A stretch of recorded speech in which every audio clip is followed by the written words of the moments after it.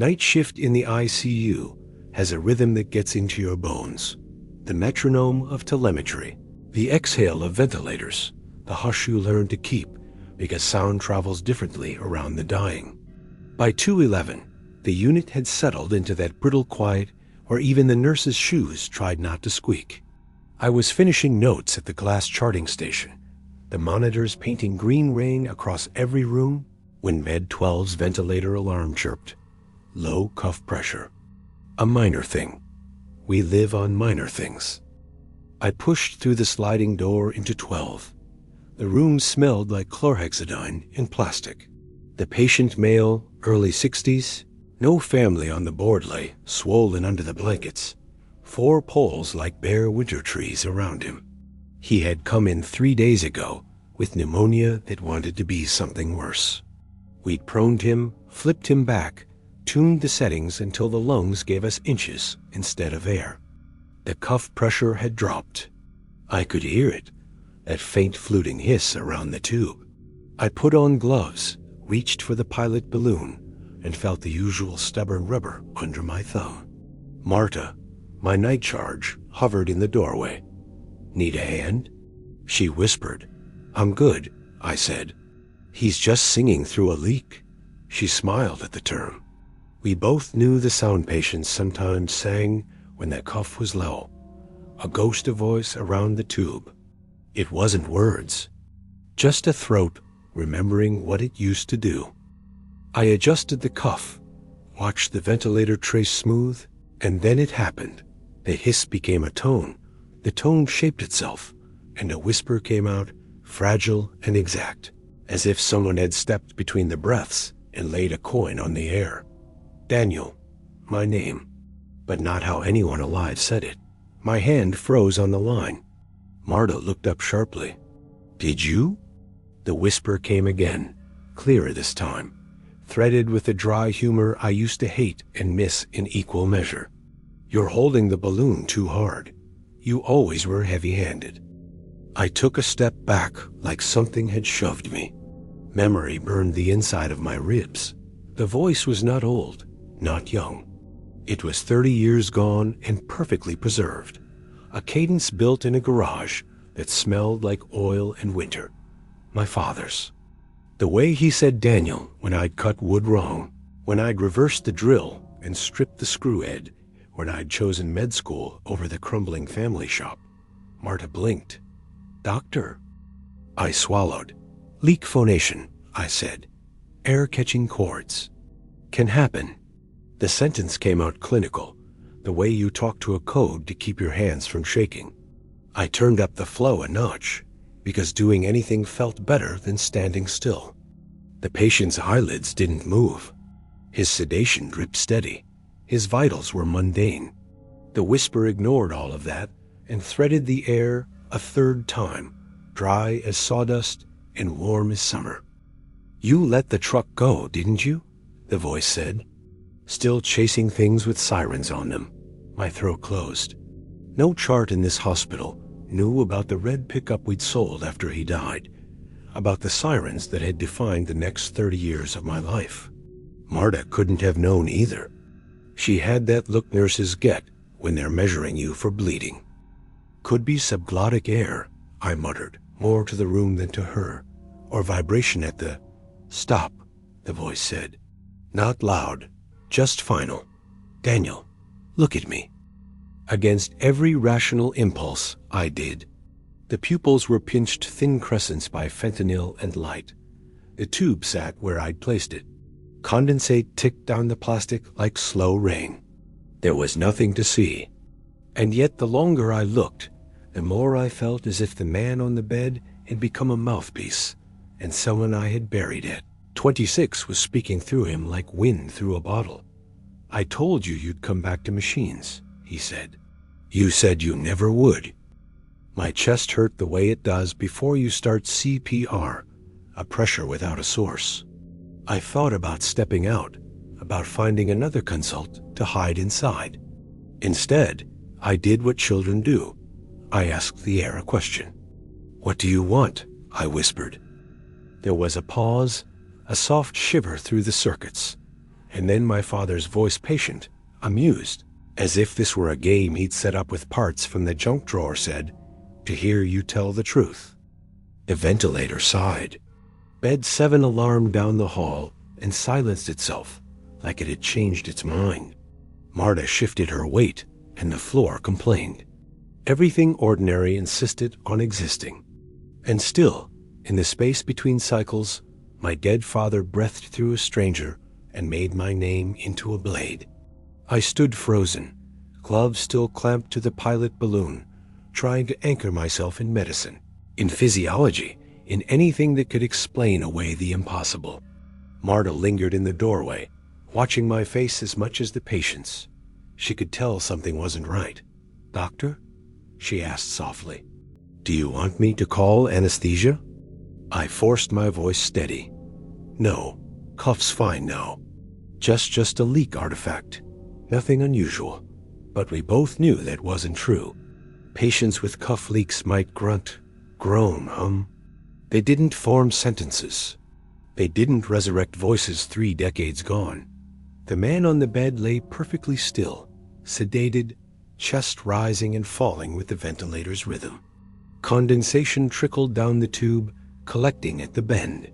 A hiss whispered out around the cuff, barely audible until it shaped itself again. "Don't lie, Daniel." Every hair on my arms lifted.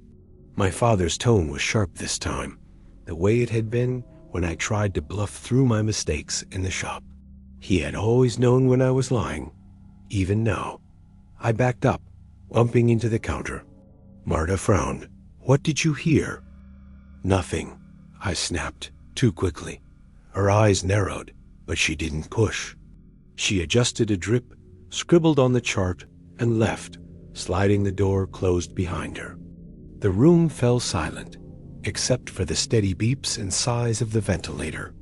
I exhaled, slow and shaky, forcing myself to look at the patient as a patient again.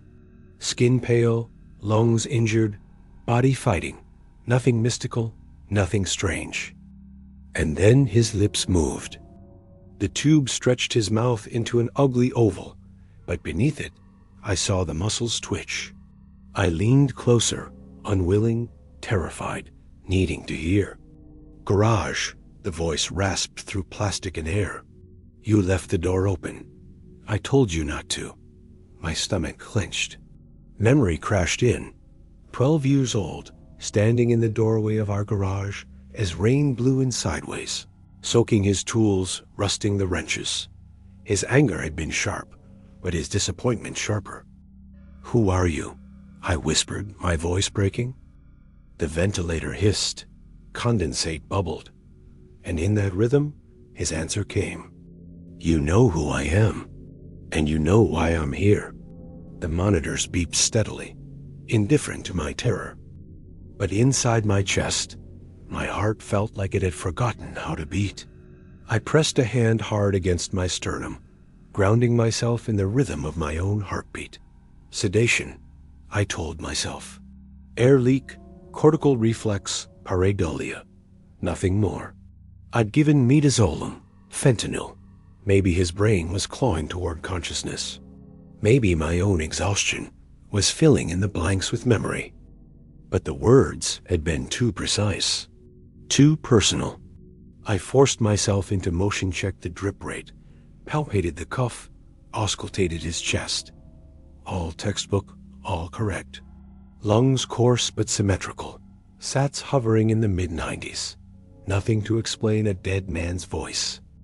Still, when I looked up, the patient's eyes flickered beneath the lids. Ream-like movement. Too fast, too intentional. I pulled up a stool, sat down beside the bed, and leaned closer, whispering before I could talk myself out of it. "If you're my father, prove it." The ventilator sighed, filling his lungs, emptying them. Silence stretched thin. Then, on the next exhalation, "You kept the watch." My throat constricted. I reached instinctively for my wrist where, beneath the glove and gown, the cheap brass timepiece still clung. My father's watch. The one I'd pulled from his dresser after the funeral. I'd worn it all through med school. long after the strap had cracked. No one knew but me. I swallowed hard. That doesn't mean anything. I could be imagining this. The voice came again, lower, tinged with a dry humor that used to scrape my nerves raw. Then imagine better, Daniel. Imagine telling me the truth you buried with me. The air in the room thickened. My scalp prickled as though the fluorescents above were humming louder. The monitors ticked on, but my eyes locked to his face. He looked nothing like my father-gray hair, soft jaw, swollen from illness. But when his lips twitched around the tube, I saw echoes. I whispered, "What do you want from me?" His answer was immediate, slipping out between the hisses like it had been waiting for years. "You owe me a confession." The glass door slid open suddenly. Marta peeked in, eyes tired but sharp. "Doctor, everything okay?" I jumped, almost knocking the stool over. "Yes," I lied, voice too high. "Just watching his vitals." She frowned, then nodded and left again. I turned back. The patient lay motionless, as though nothing had happened.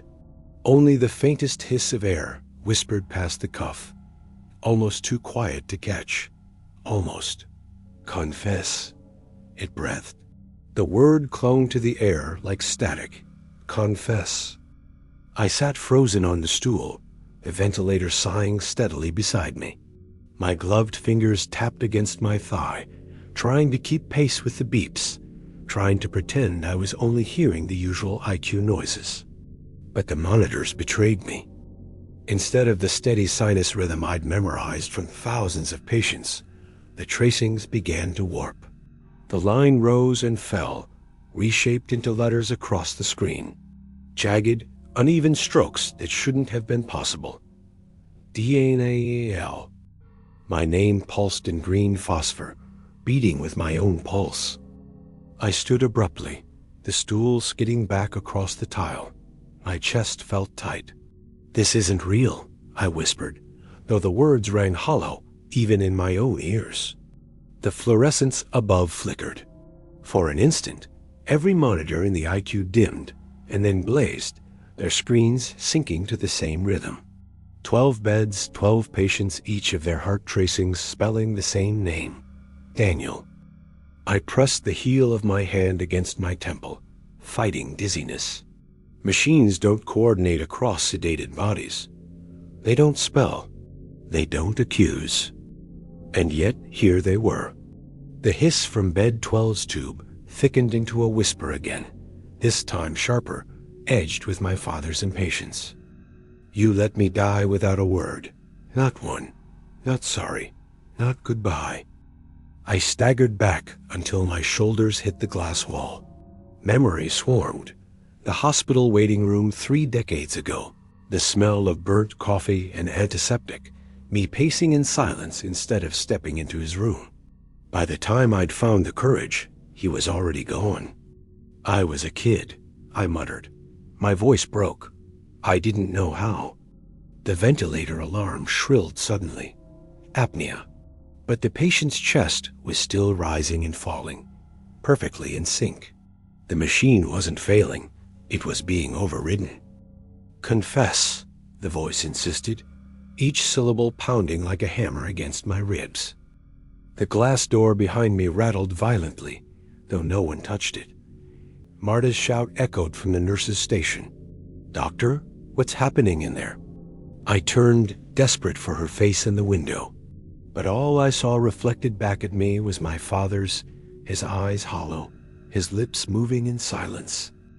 And in that moment, every machine in the unit spoke with one voice. "Confess."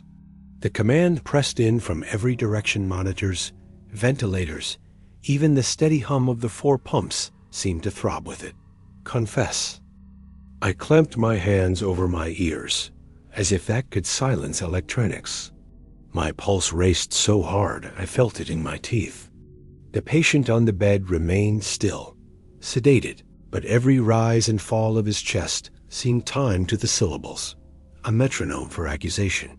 "No," I hissed through clenched teeth. "You're not him. You're not my father. This is oxygen, wires, noise in my head. The tracings on the monitors jagged upward in violent spikes, as though anger could be graphed.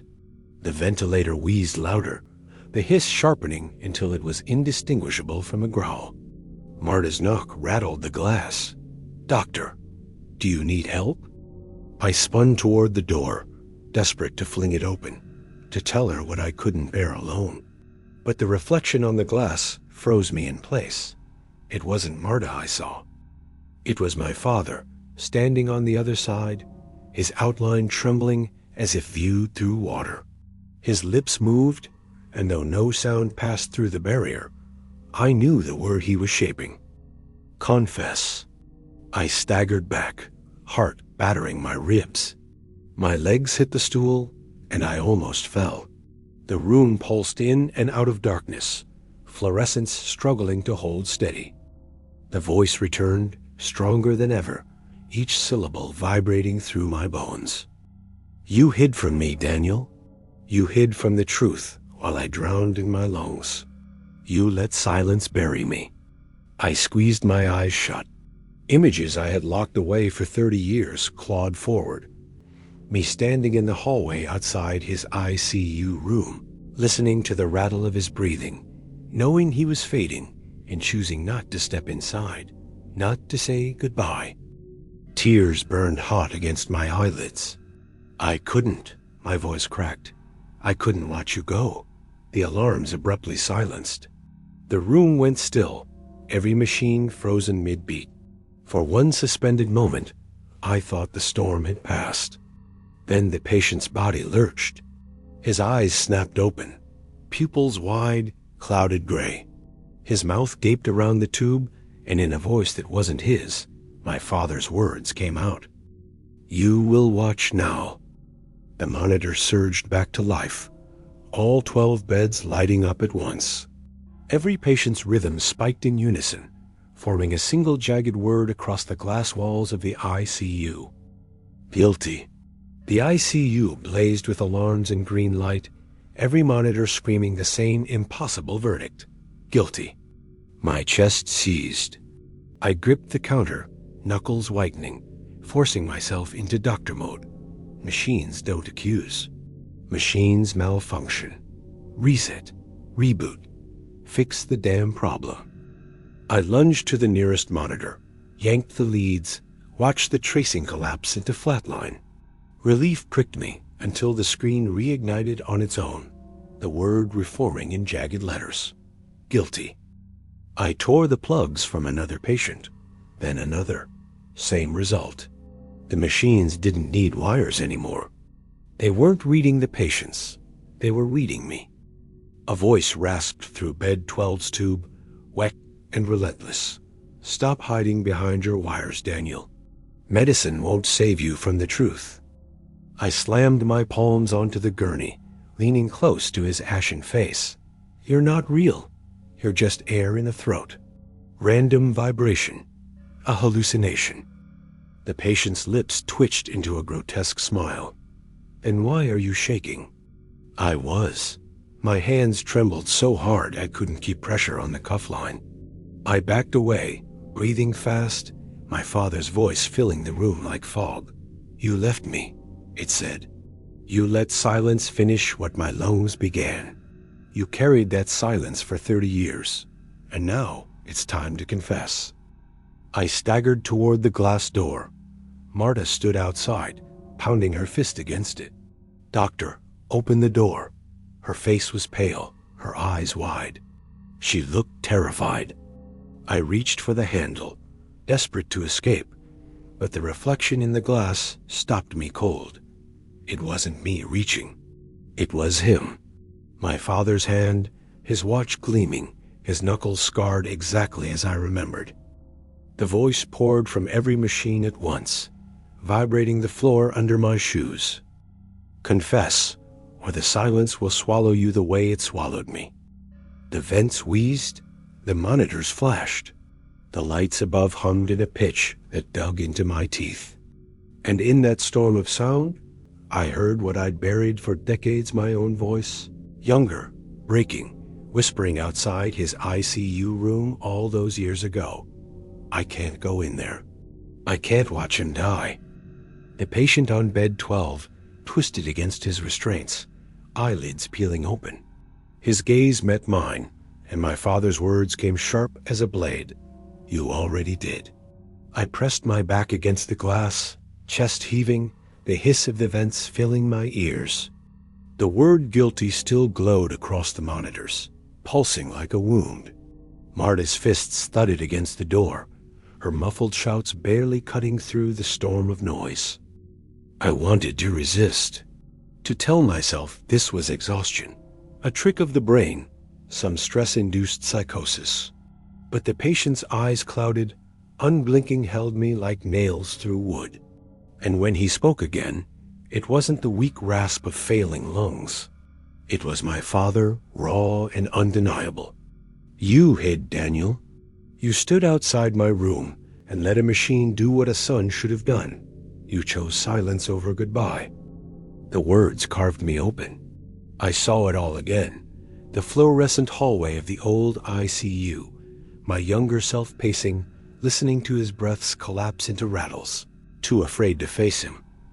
By the time I'd stepped inside, it was over. The silence was absolute. Tears burned hot in my eyes. I was scared, I whispered, my voice shaking. I thought if I didn't see it, it wouldn't be real. The ventilator sighed, long and low, like a judge considering mercy. I should have gone in, I said louder, throat raw. I should have told you I loved you. I should have said goodbye. I should have told you I was sorry. The monitors flickered. The word guilty fractured into static, scrambled into unreadable lines. For the first time all night, silence pressed against my ears.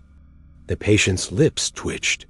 A whisper slipped out, softer, steadier. There it is. I sank to the floor, hands shaking. My father's voice had always been sharp, impatient, but now it was something else, almost gentle, almost proud. Marta finally forced the door open, rushing in. She grabbed my shoulders. Doctor, talk to me, what happened? I couldn't answer. The air felt lighter, but my body trembled as though I'd run a marathon. Behind her, the patient in bed 12 lay utterly still. His eyes were closed. His vitals scrolled steady, normal, unremarkable. Nothing to suggest he'd been anything other than a critically ill man, sedated and stable. But as I looked at him, the ventilator sighed once more. And in the faint rush of air, so quiet Marta didn't flinch, I heard my father's voice one last time. You finally said it. For the first time in hours, the ICU felt almost normal. The monitors hummed steady, numbers scrolling with clinical indifference. The air smelled like antiseptic again, not like river water or rust. Marta knelt beside me, gripping my arm. Doctor, you look pale. You need to sit down. I'm fine, I lied, though my pulse hammered in my throat. She studied me, worry etched deep in her features, but didn't argue. She turned to check the patient instead, scanning his vitals. Stable, she muttered. Honestly, more stable than he's been in days. Stable, normal, as if nothing had happened. But I knew better. I rose slowly, knees trembling. My eyes locked on the ventilator tubing, on the faint sheen of condensation. The hiss of each cycle was ordinary now, unremarkable. Still, every exhale carried the memory of my father's voice. I told myself it was over. That speaking the words I'd buried for 3 decades had closed whatever door I'd cracked open. Then I saw it. On the inside of the glass wall, where Marta couldn't see from her angle, condensation streaked downward in thick trails. It gathered, then split, tracing deliberate lines. Letters, my name. Daniel. I blinked hard. The letters smeared, reformed. This time into a phrase, not finished. A chill slid down my spine. I backed away, but the letters only stretched longer, branching into words written in dripping strokes. You confessed silence, not guilt. My breath caught. The patient lay still, but his lips twitched once, and I thought I heard it again faint, like the ghost of breath escaping plastic. You know what you did. I stumbled against the counter, my pulse thundering. What I did. I had confessed. I had admitted my failure, my cowardice. But there was something else beneath it, something I had shoved even deeper than silence. Marta's voice broke through. "Doctor, what's wrong?" She followed my gaze, but to her the glass was blank. Only I saw the words sliding down like tears. I forced my face into control, shaking my head. Nothing, just fatigue. But inside, I knew the truth. The haunting hadn't ended. It had shifted. Because my father hadn't just wanted a goodbye. He wanted the whole truth. And I wasn't sure I could survive speaking it. I left the ICU at dawn, but the shadows followed me. The storm had broken sometime before sunrise, and a dull gray light filtered through the hospital windows. The world outside looked washed clean, but inside me, everything was still stained. I showered in the call room, changed into fresh clothes, and walked the sterile corridor toward the exit. The hiss of ventilators faded behind me, yet I couldn't shake the rhythm. Each sigh of air still seemed to whisper my name. Daniel. When the automatic doors parted, a rush of cold air hit my face. I paused on the curb, duffel slung over my shoulder, and scanned the parking lot. Just cars glistening with rain, puddles reflecting the pale sky. I told myself it was over. I'd confessed. I'd said the words he had waited 30 years to hear. That should have been enough. But as I reached for my keys, I froze. On the windshield of my car, streaked through the condensation, were words traced by a finger. Not finished. My chest clenched. I spun, scanning the lot, but it was empty. No Marta, no colleagues, just silence and the drip of water from the hospital awning. I wiped the glass with my sleeve, erasing the letters, telling myself it was nothing but a trick of the storm. Then I opened the door, slid into the driver's seat, and turned the ignition. The radio crackled to life. Static filled the cabin. I reached for the dial, but before I could touch it, the static broke. "Daniel," my father's voice whispered through the speakers. I slammed the knob, but the radio didn't turn off. The voice grew louder, clearer. "You told me you were sorry, but you never told me the truth." The engine idled, the car shivering beneath me. My hand shook on the wheel. "What truth?" I whispered, though I already knew. The windshield fogged again from the inside this time, letters scrawling themselves across the glass. "You let me die." My breath fogged in the cold air. "No," I said, voice breaking. "You were already..." The radio hissed, sharp and angry. "You watched. You heard me fight for air. And you chose not to walk in." The words on the glass smeared, rearranged themselves into a single command. Confess. I slammed the car into gear, pulling out of the lot, heart pounding. Rain splattered the road, tires cutting through puddles. But no matter how fast I drove, the radio stayed alive, whispering his voice between bursts of static. "You confessed silence. Now confess guilt."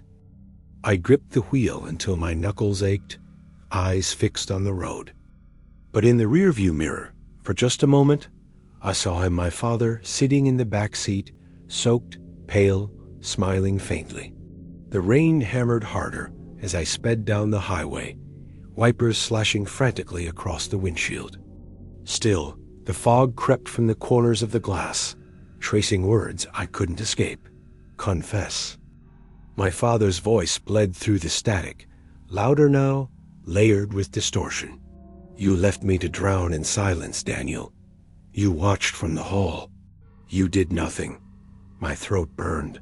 I was 26. I didn't know how to help you. I wasn't ready.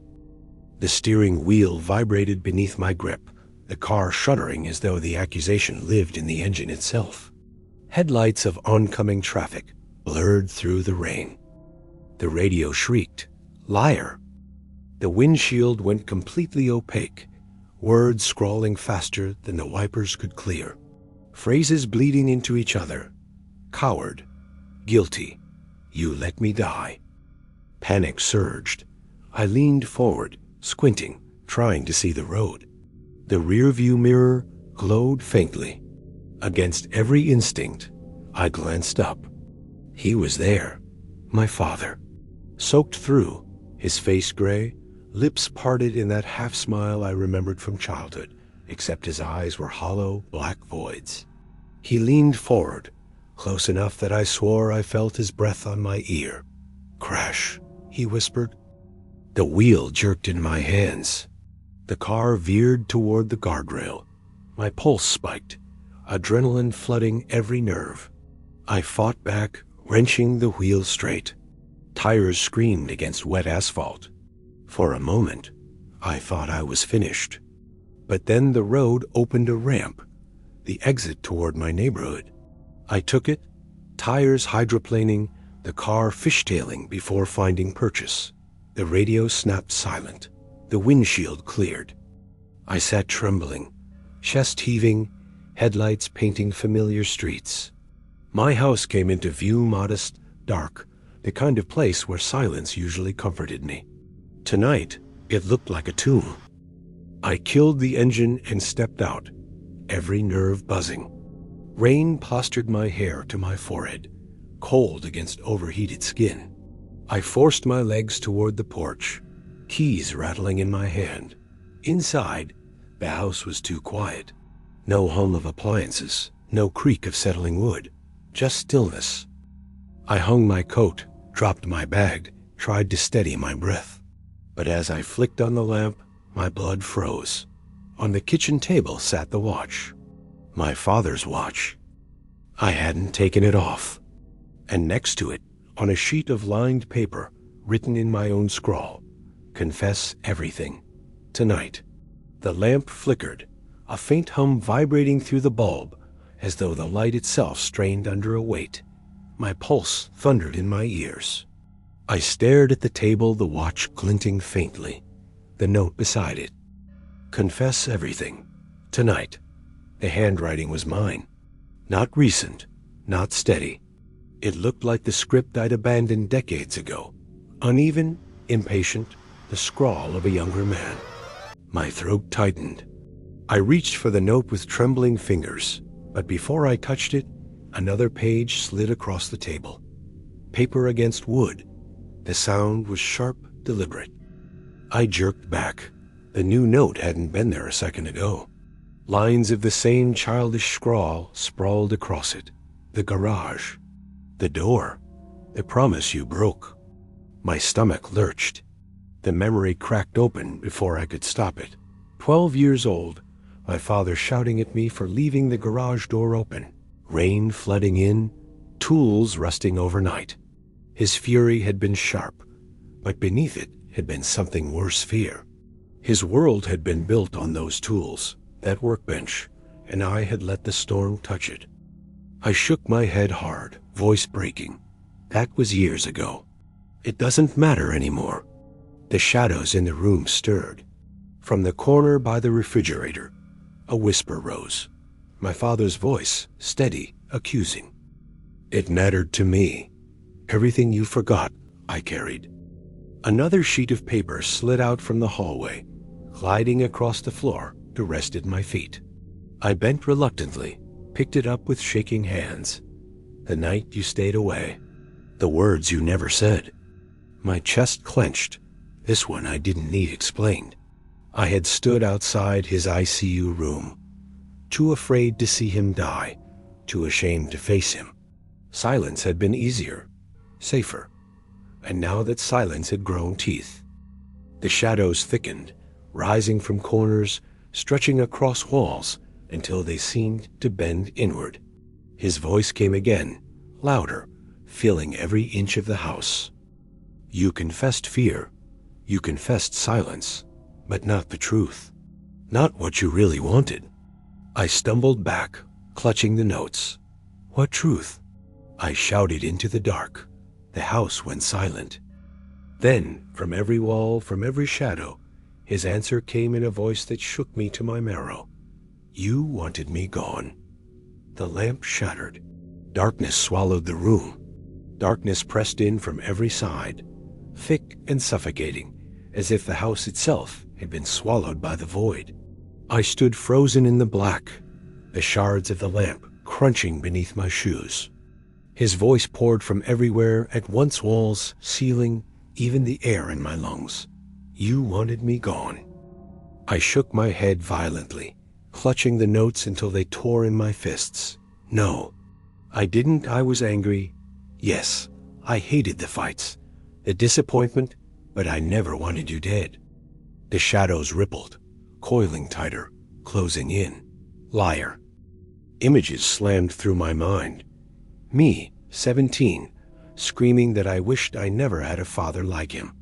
Me, 26, pacing outside the ICU, praying for it to be over so the waiting would end.